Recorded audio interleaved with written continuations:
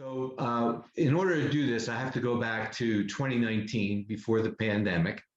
And at that point, the head of the Center for Innovation at the University of Pennsylvania, Roy Rosen, was talking to our chief medical officer, Dr. Richard Snyder, and wanted to address the issue of health equity. And so brought together a group of us at Independence, along with WURD Radio, which is the largest African American talk radio station in the Philadelphia and surrounding counties.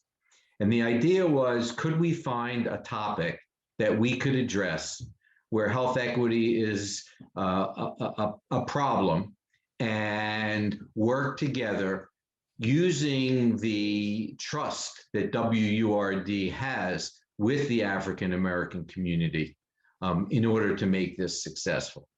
And we discussed various projects that we thought would be worthwhile. We looked at diabetic screening, diabetic treatment. We looked at cancer detection, and we settled on colon cancer screening as a good method to do this pilot program. And because of the fact that the FIT test, which is a screening test for colon cancer, is a relatively simple test to do. The logistics of mailing the test to somebody who was interested, getting the test back and getting a result was all relatively simple with regards to what would be required as far as education of what the person should do, as well as what we needed to do in order to make this work. So after some planning, we had everything worked out, and then the pandemic hit. And sort of that put everything on hold at that moment.